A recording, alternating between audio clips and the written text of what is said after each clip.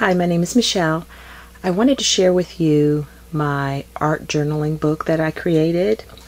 I took this online course that was called Inspired Art Journaling class, and the class suggested that you purchase a art journaling book, which is a book that accepts wet medium, it's really a watercolor book.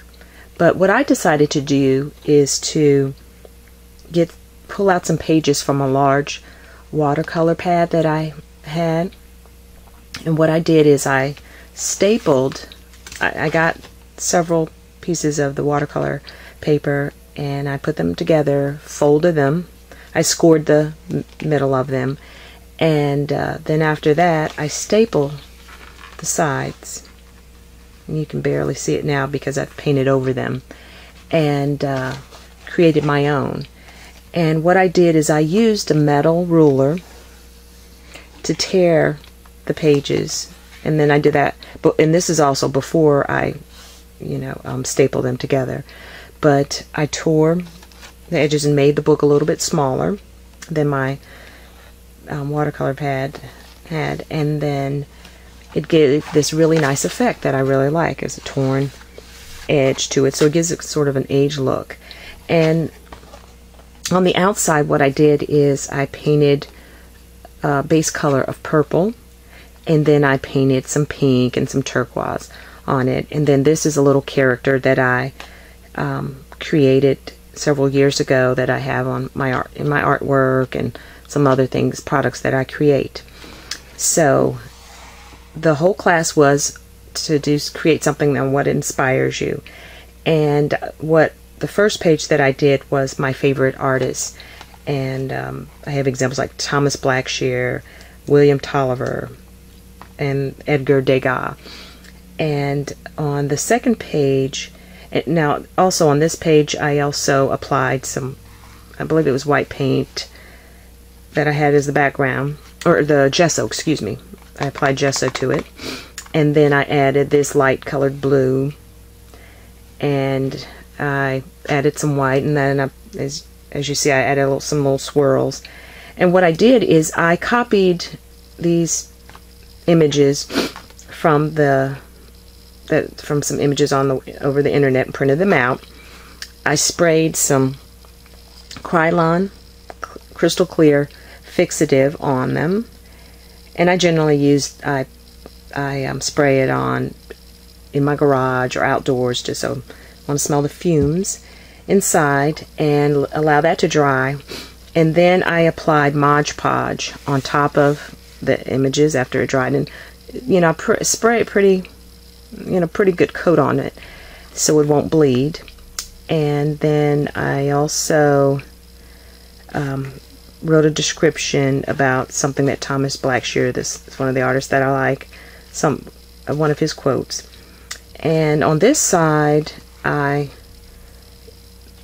wrote out a Bible verse, and it was talking about my home, and about, it says, surely goodness and loving kindness will follow me all the days of my life, and I will dwell in the house of the Lord forever.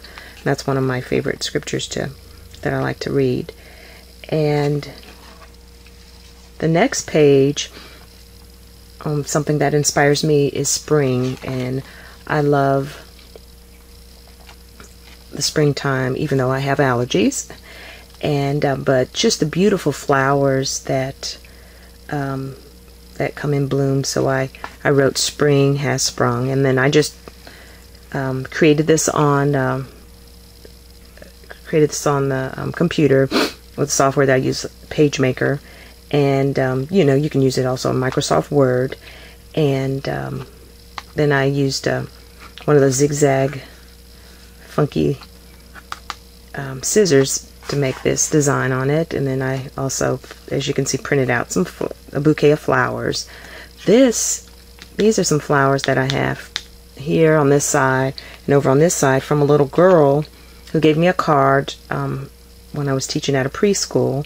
And so I decided to cut this out in memory of her. I put her name right here off to the side, and I also have another photo here, and you can use magazines or print something out that you find on the internet. And another thing that I really enjoy in the springtime, I live in the Atlanta area, and the Atlanta Dogwood Festival is a big, huge festival in downtown Atlanta. And also, again, this pretty tree with all these beautiful pink flowers that show during the springtime. And I wanted to show you, now this page, as you can see, is blank. And then also here, let me show you the back of my book. Okay. So what I've got here is gesso, and I'm going to apply a thin coat on there just to show you what I do. And what I use is wax paper to protect the other side of the book, especially since I've already painted those images on the other side, so I want to try to avoid them getting on to those pages.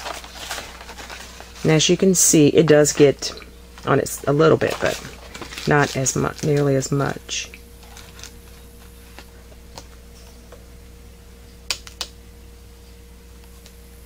Okay, so I'm just going to apply, and I'll move that wax paper up as I move it around a little bit. Oops, move this out of the way. Oh no, this brush is shedding a little bit. I'm going to switch brushes. So I changed brushes, so now we're going to apply the gesso onto the pages.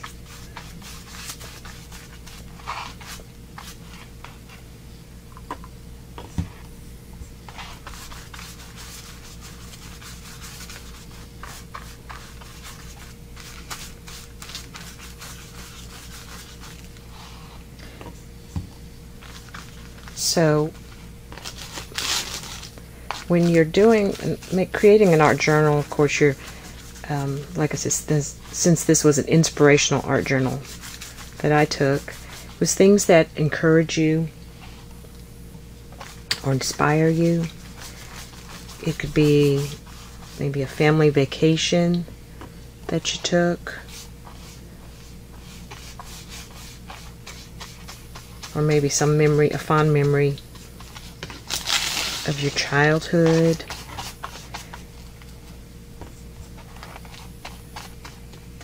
Maybe there's some famous person or persons that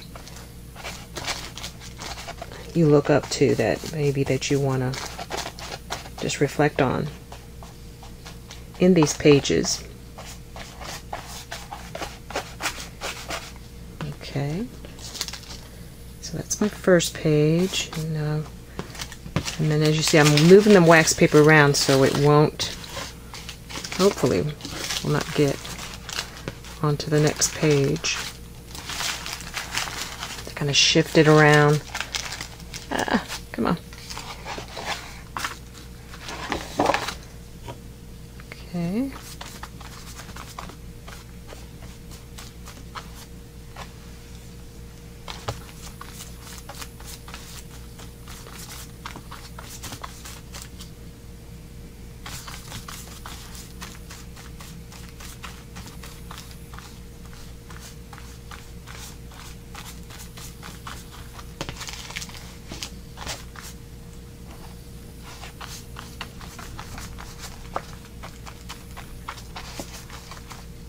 So like I said, you can use images from magazines that you can cut out, or maybe there's a family photo and you can copy that, scan the picture in and then copy it in your printer. And then the same thing, you can use words from a magazine or just print some words out from your printer, or create your own. Maybe it's a poem that you've written that you really, really like, or a famous poem from someone else that you would like to place on your page.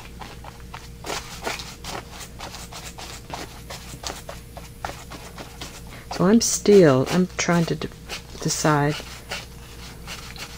what I'm going to do for my pages, and what I'm going to do is show you my progress and what I come up with for next time. So after this dries, I'll share with you some highlights of what I'm creating.